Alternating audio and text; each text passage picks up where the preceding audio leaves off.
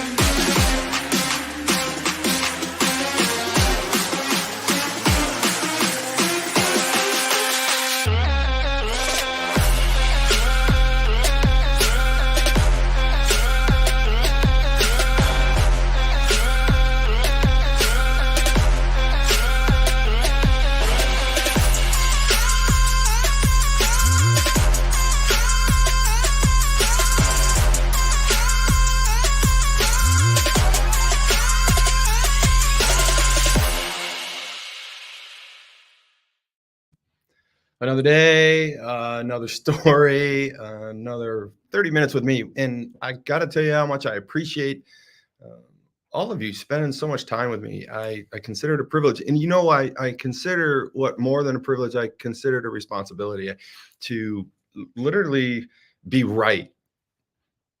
My third book in the series of Wired Differently out of 4 books, and I'm on my 5th book. And we're going to talk about the 5th book this morning because I got some great news for everybody. And it's kind of what spawned this topic. What's the fear and the hype?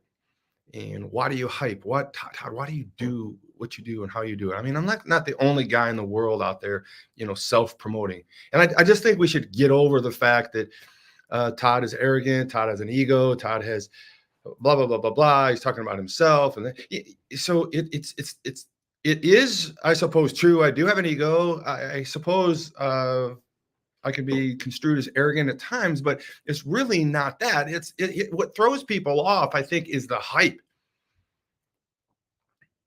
I do have other people hyping me or saying, positive things about what we're doing, the mindset, the mission, the movement, and the ministry, right? We talk about He Gets Us and how there is a group behind He Gets Us movement, and they're hyping Jesus Christ, right? Finally, Jesus has got a marketing team here in America, right? The country that's founded on God's principles. I mean, hype is this idea of promoting. Hype is this idea of marketing. And some people aren't comfortable with talking about themselves. Some people aren't talking about, are excited about actually talking about other people and hyping other people. But at the end of the day, marketing does kind of spin the world on its axis. And, and if you think about it, Jesus had some hype.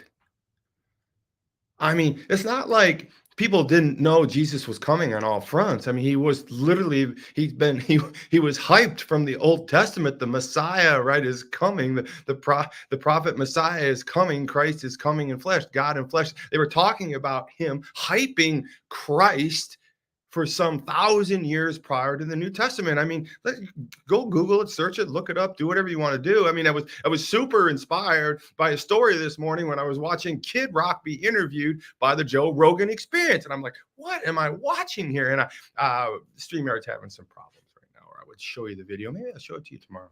Hopefully StreamYard gets their stuff taken care of.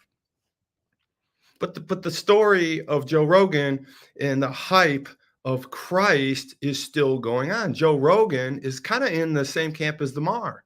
So we got to call him the Joe. So the Joe has Kid Rock, Sir Kid Rock. Don't talk about Kid Rock just because he doesn't like Bud Light. I mean, come on. Once you see the video tomorrow, we'll talk about, what Kid Rock is doing with Bud Light and that whole story of Anheuser-Busch and how they came to him and they became besties. And you know what? I even got footage of Kid Rock drinking a Bud Light. in the healing power of Christ. It's a kid. It's great. It's a great story. So I'm going to show you the Joe Rogan, hopefully the Joe tomorrow. Not the Mar. We're going to show you the Joe. You know, we got the Bezos, we got the Elon, we got the Joe, we got the Bill, we got the Mar, right? We got the Gates.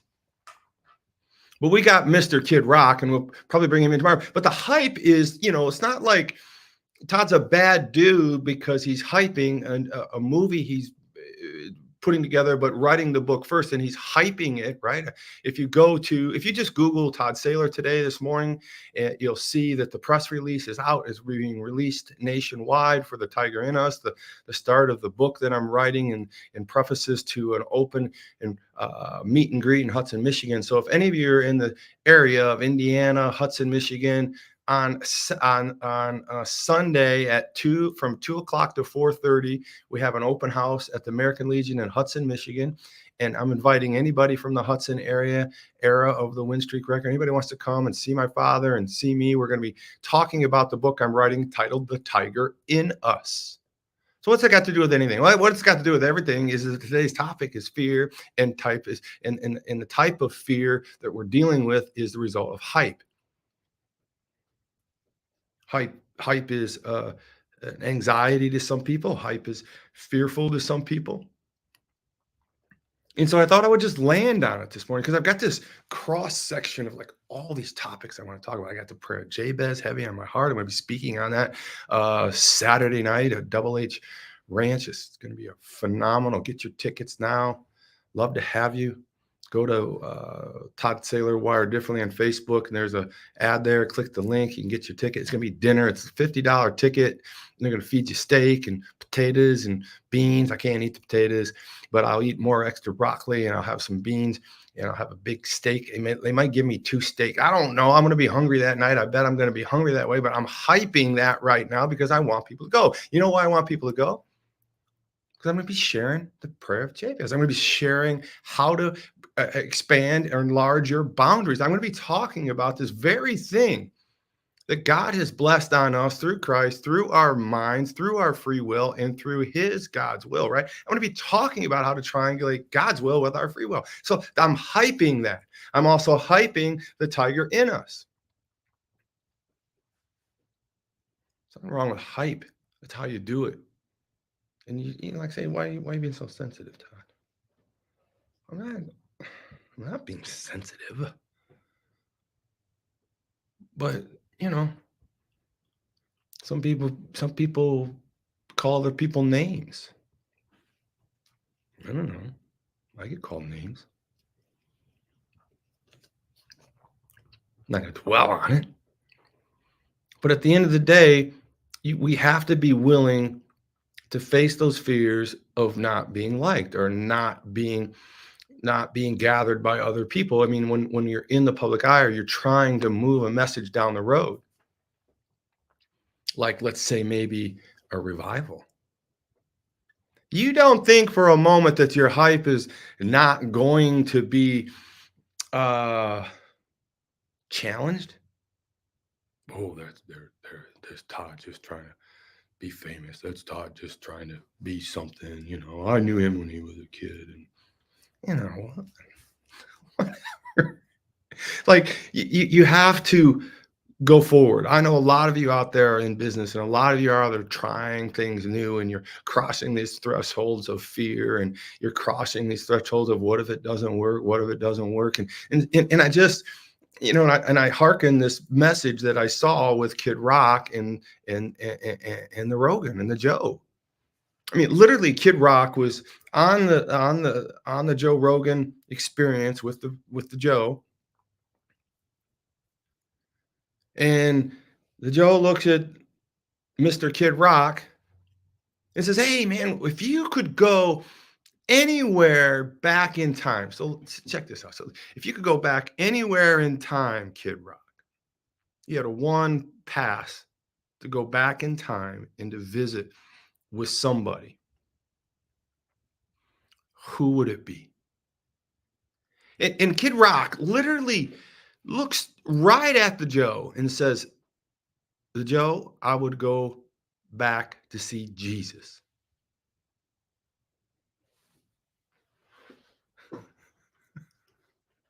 I mean, oh, it sounds like Donkey Kong right now. I'm like, hmm, hmm. And it was it's great podcasting, video podcasting, because the camera goes over, pans over to the Joe, and you can just see the Joe freeze.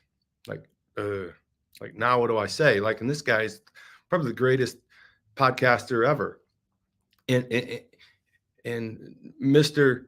Kid Rock has the Joe kind of on the ropes, and the Joe doesn't really, because he's a respectful interviewer on podcasts. He's, you know, Lamar, I don't think Lamar is respectful. He really wants the rating. He wants to dig. He'll fillet you right on the podcast. But the Joe, he's not. I don't think the Joe's a fillet type of guy. I think he's a slow cooker, right? Like he's gonna just kind of let you. Hopefully, you can hang yourself. So when the Kid Rock says to the Joe, he says, "I'm gonna go see Jesus." Joe freezes a little bit, thinks about what he's going to say, and this is a great follow-up question from the Joe, because you really know where he's uncomfortable and why he's uncomfortable. He says, because the inner side of the Joe is calculating what to ask, built on the subconscious of not knowing the Lord, built on the subconscious of not being steeped in any type of extensive Bible, or from what I can tell, I'm not hating on anybody, right? I'm just saying, like, when you're not prepared from a systemic, deep place, you can tell when, honestly, the Mar is studied up. I'm gonna give the Mar credit for that. And he's ready to do battle against the Word of God. Whereas the Joe is kind of like hanging out in a place like, I'd like to maybe understand a little more about, but I don't want to say it in public because I don't know what it's going to do to, who knows, right? And so the Joe goes back to Mr. Kid Rock, and he says, well, the Kid Rock says, I would go back to see Jesus to get you caught up. And then the Joe pauses. He's like a little bit of a deer in the headlights and says, oh, well, what if he's not there?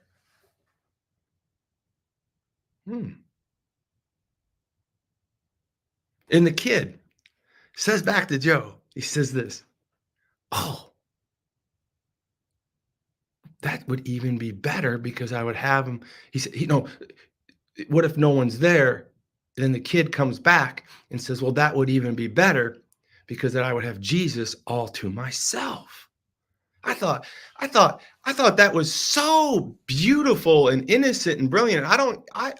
I really believe that the Kid Rock is living with Christ in his heart. I mean, his response was, oh, then I would have him all to myself. And like Joe kind of laughs and says, no, I mean, like, what if Jesus isn't even there? He's not real. He's not a person. And the kid says, of course he would be there. That's the dumbest thing I ever heard to the Joe. And the Joe says, well, what if he's not there? Well, he'll be there, said the kid. And Joe says, so you actually believe there was a Jesus? And the kid looks back at Joe and says, oh, yeah, he'll be there. 1,000%. He will be there. And so what does this have to do with fear? What does this have to do with hype? What does this have to do with this events I have coming up? What does this have to do with anything at all, other than that we are in a position that we must be hyping Jesus Christ. We must be hyping ourselves in our beliefs of him. If we are not believing in him, we're not believing in ourselves. And if we can't believe in ourselves, we cannot hype ourselves. It's interesting because I remember being a little kid, and interestingly enough, one of the worst things you could be called as a little kid was vain. I remember running around, and I was just one of those kids. I was athletics. I was a little outspoken at times. I was aggressive every now and then, but I would probably say I was going to be able to do some things, or was going to forecast my accomplishments as a little boy. And I remember beginning called vain, like, you're so vain. Like to think that I would have a picture of myself in my room, a little photo of myself, in my bedroom as a little boy, the little wallet image in my bedroom of myself, and I was called vain. I mean, I guess I was a little ahead of time, and I was ashamed to be vain. Don't talk about yourself. Don't talk good about yourself. Don't ever be called vain, right? And like, isn't it funny how the whole world has flipped? So what's the fear in hype? So why do I hype? Stay tuned. Preview. Todd is not only a remarkable, successful 30-year titan in business with having multiple businesses that generate multiplied millions of dollars. And if that plan happens to be to build $1 million company, which I can help you do. But he's humble. He's a man of God. He's a family man. The world's news organizations are built on everything but positivity. He is an influential entrepreneur and business speaker for over 30 years. I've got to forecast. I've got to pronounce. I've got to project. I've got to share with you my ideas, my vision, and my goals for not only myself, but for you. That's why he came up with his incredible concept of taking and creating a platform for people that are wired differently. And you got to understand that your habits of your person and your habits of your business and your habits of your spirituality have to lead to the North Star of who you are. We need to figure out who we want to be in life.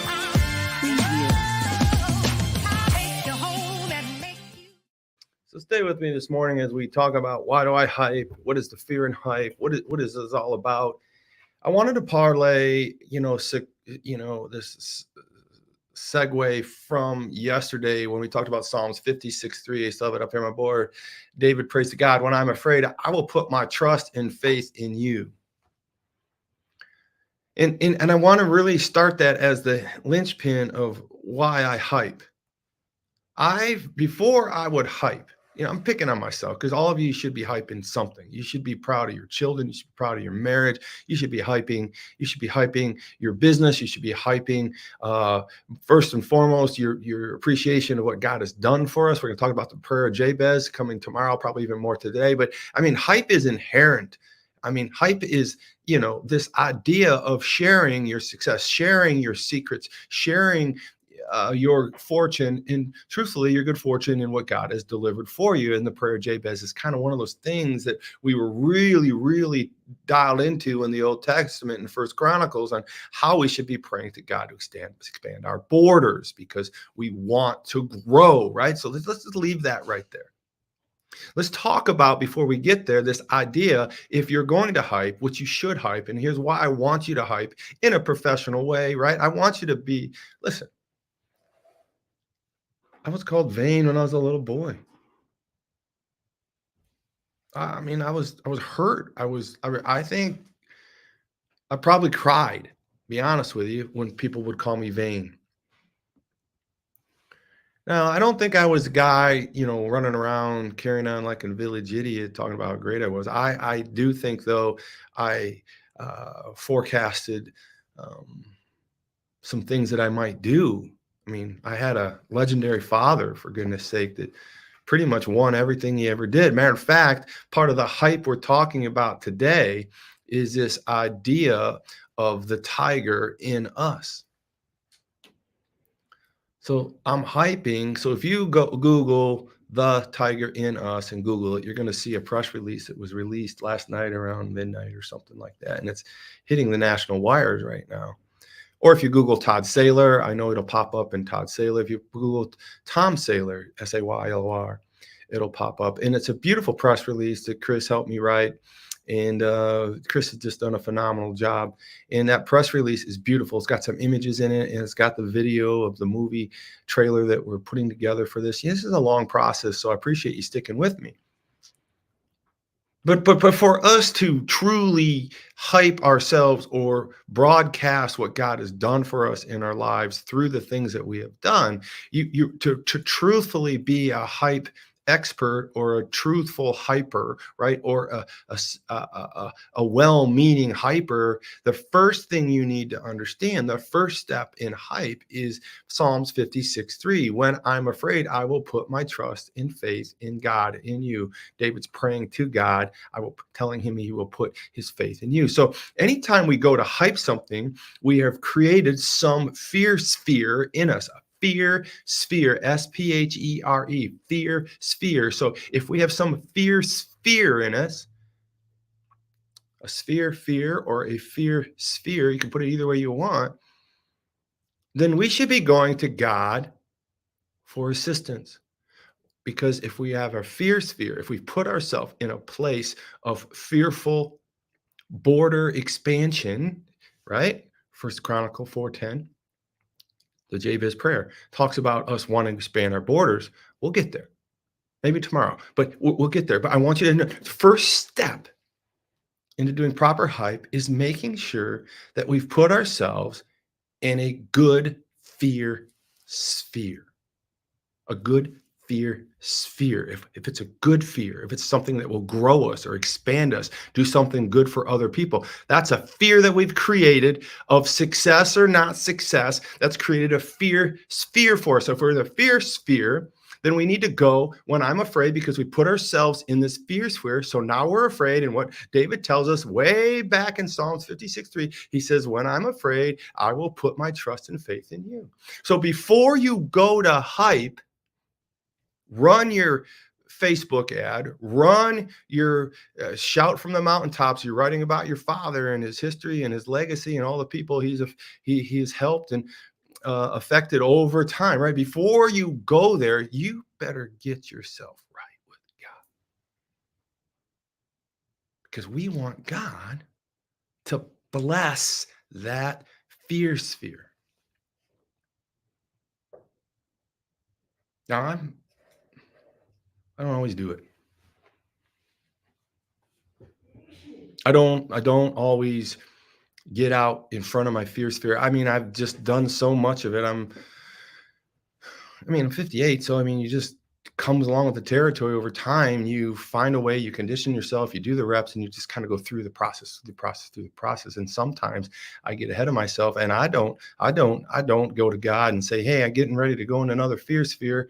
And will you please bless me? And, those are the ones I get in trouble with more than not. So the point of the matter is for us to be the hype, for us to be the donut capital of the world, for us to build a movie, The Tiger in Us, for us to write a book, The Tiger in Us, for us to be wired differently and be part of a revival, right, of being wired differently, for us to do any of all that, for me to be on the battleground, travel all over the country with Salem Media and these Gorka and Gallagher and Tatum Brandon, right, all these guys, right, Dennis Prager. I have to be going to God in prayer, because these things I'm going to do are fear spheres created by me in works in culmination with God. Now, I think you're saying, okay, Todd, I get it. So what's the next thing we need to do when confronting fear, right? Because fear is a crippling, a hobbler. Does anybody know what hobbling means? Hobbling is the first thing before being crippled. Fear will hobble you, and then it will cripple you, or it can make you, right? So the art of selective hype with your fear sphere, with the first position with God in front of it, getting his blessings, getting his understanding, basically getting permission to get out there to feel good about what you're talking about, right? But if you don't, and you don't do this correctly, you will become hobbled. And hobbling is a word that was used, basically the first time I ever heard it was hobbling a horse. Sometimes they're in a position where you can't tie a horse up. So an old cowboy might hobble a horse. He would just take one leg and tie it to another leg. And then the horse couldn't walk. He could stand, but he couldn't walk. And he could gimp around inches or something, but the horse would be so worried that he would fall that he wouldn't move, and they were hobbled. And I think that's what happens to you when and if you don't hype, or when and if you go to hype without the presence of Psalms 56:3 in your life. When I'm afraid, I will put my trust and faith in you, then you can move forward, and now you hype. And so one of the things I wanted to share with you today about why I hype, I'm just going to get to sometimes I don't get to the answers to my own questions on my show, because I do. I love my job so much, man. I do. So here's the thing. I want to tell you a little secret here in the last 5 minutes of the show today. And I love the fact that people are commenting on my outro. We're working on the shirts. Go to wireddifferently.com. You can go to wireddifferently.com. And I just want you to know that I want to thank a few sponsors for the show. We're putting some ads together. We've got Stephen Carroll at Lonsberry Garage. He's an amazing, amazing man. He's going to be speaking with me at the Double H Ranch, or Double H Farm, coming this Saturday for dinner. He is amazing. And the reason I love him so much is I can trust him. He's a mechanic, and all the people that are in his services there are good people. Stefan is a good Christian man. And if he says that your car needs fixed, it needs fixed. If it doesn't need fixed, he'll tell you. I just love that about him. And I want to give a shout out to a Mobile Social Media 365, Chad Michael. He's arguably, probably more of a friend now than videographer, marketing, social media manager. He's the guy that gets all the video of me, and he went on the flights with me, and the battleground. He's literally will almost go anywhere in the world with me. And little does he know, I'm going to be asking him at some point. I really believe I'm going to throw this hype out there right now. I'm going to be going to India, and I'm going to be preaching, and we're going to start a revival over there, and we're going to bring it back here. I'm going to tell you all about it. So I'm throwing that out there right now. I'm just doing it, right? That's hype. I know you can call it hype, good, bad hype. But if I don't hype it, then I don't get it, right? And so this is what I want to close with. So thank you, Chad, Mobile Social Media 365, and thanks, Stephen, over there at Lonsberry Garage. I can't wait to have the Saturday night dinner and hear you speak, and then come up there and just kick some tail, man, right after you get done speaking. I want to thank Justin Stouter for having Double H Farms and allowing us to have this venue for Christian entrepreneurs. And I promise you, if you come to see me speak, you will really be happy about the hype. You're going to be feeling good about yourself. So here is, in the last 3 minutes, I just want to share this with you. One of the biggest reasons I hype, right? One of the biggest reasons I put the press release out there for the Tiger Ennis. Google Todd Sale, you'll see the Tiger Ennis, the movie, the book, everything that's going on, what's going on in Hudson, Michigan, when we're revealing all this stuff. And if you see me, you're going to see I hype my third book, Your Will Be Done, and you can see all the hype, right? The hype. Well, so why did I all of a sudden today drop I don't know if you caught it, but I just dropped a bomb. First time I've said it in public. I want to go to India, and I want to witness. I want a revival. I want to share the Wired Differently gospel in India. I thought Pakistan, and I've been working some things of that nature, and some things get in my way, and I never talked about it. But right now, why wait? Why not just say, okay, I'm going to do this?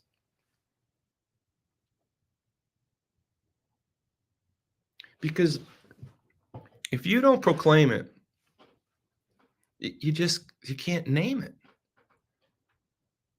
And I hype things that I know I'm called to do. I hype things that need to happen in my life, other people's lives. I hype things because that's the number one driver for me now to do what I just said to the World Wide Web. I mean, I don't think you need to go on the World Wide Web and prognosticate, that your company is going to make $2 million next year.